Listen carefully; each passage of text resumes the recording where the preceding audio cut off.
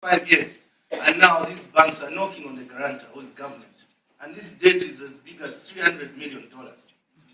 So that is not good subsidy. We were just prolonging the problem. Otherwise, the banks are going to go under. So that's the one that we had to deal with.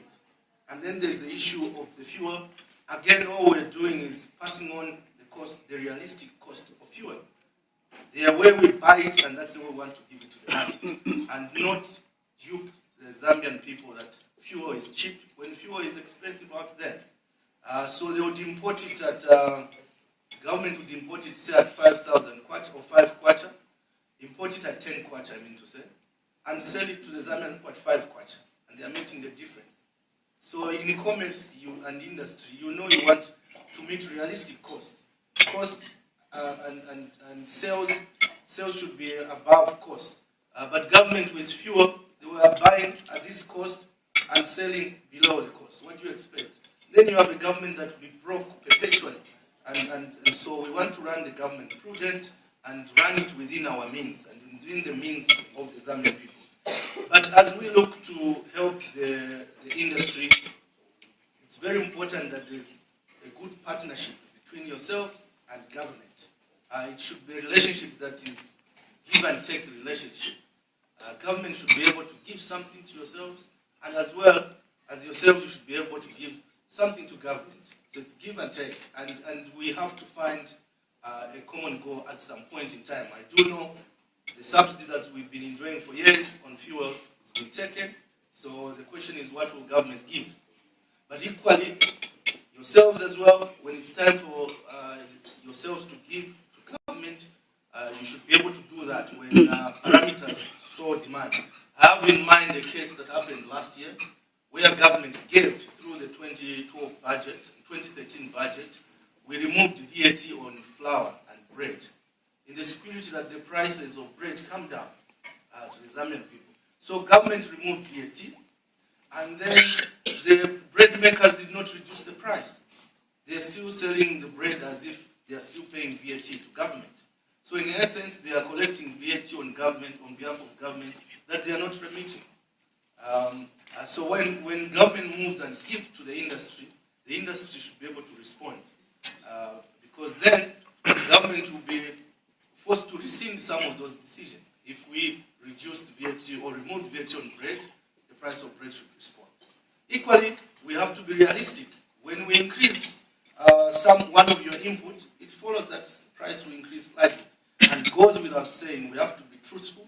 The fact that the price of fuel increased, it's logical that some of your products will increase slightly. But we looked at all those factors and looked at the overall benefit to the nation. And we think we are on the right footing. That in the long run, all participants, all stakeholders, the government, the industry, the traders, and the Zambian people ultimately will be in a win-win situation. I wish I was going to end my speech here, but since I'm paid to speak, I need to read the speech. Ladies and gentlemen, I'm made to understand that the meeting has attracted various players in the manufacturing industry, agro-processing, mining and cooperating partners who have vast experience in the areas of commerce, trade and industry. I therefore wish to aid you to actively engage in the deliberations and provide interventions that will respond well to uplifting the plight of Zambian people with regard to wealth and job creation. Further, I want to assure you that government is committed to creating an enabling environment to enhance manufacturing and value addition in Zambia.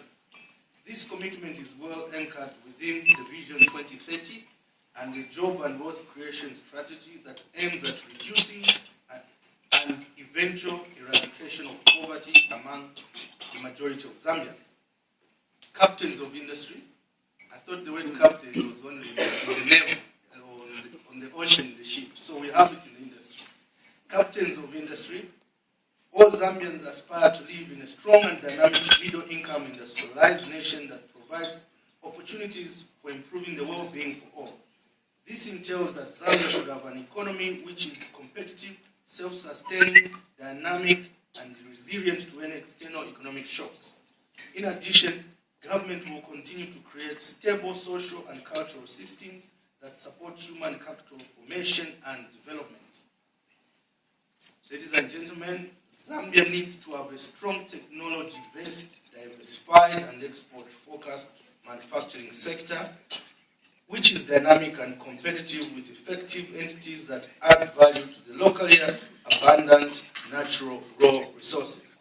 The manufacturing sector is the pivot of economic development through its backward and forward linkages to economic growth, exports and employment creation.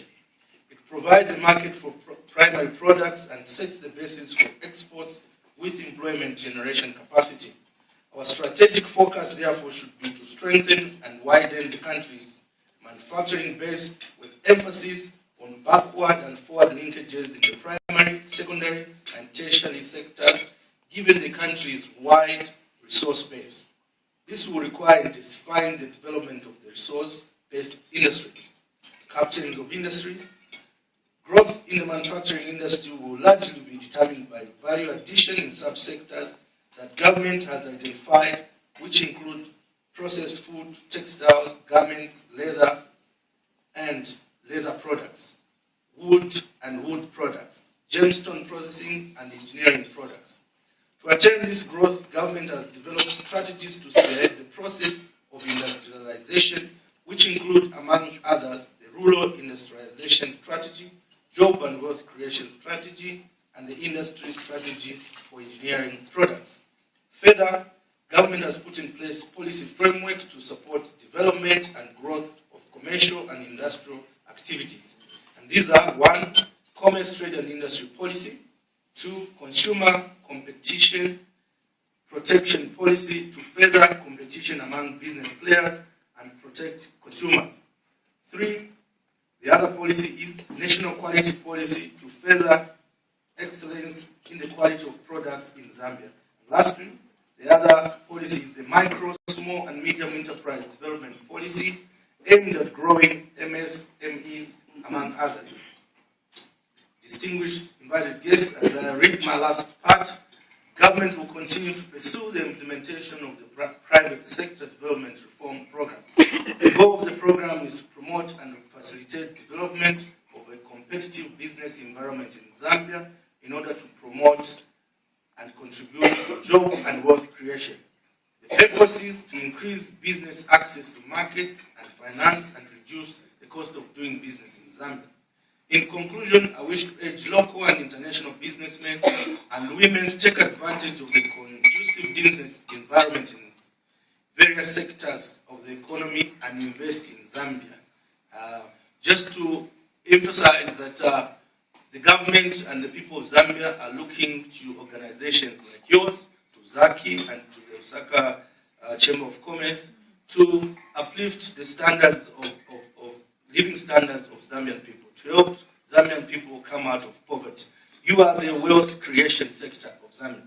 If you came to a standstill, Zambia will not grow. So we are very aware as governments that we need to support you in all many ways that you need to be supported so that you can help us make every Zambian be able to afford bread and an egg every morning as we have done.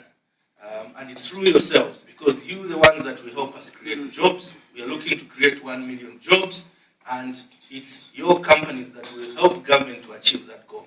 So we are keen to listen to your concerns, and also I encourage that we foster that partnership, the give and take partnership, both from your end and from government's end. That said, and back to my book, they say, it was also saying, you determine how your day will be the way you start your day. So if you start frowning and driving to work and cursing, trust me, by the end of the day, you'll be driving back doing the same thing, annoyed and cursing over nothing. But the way we started the day today, everyone is smiling, we've had breakfast, we have energy. Trust me, the day will end in the same way. I thank you.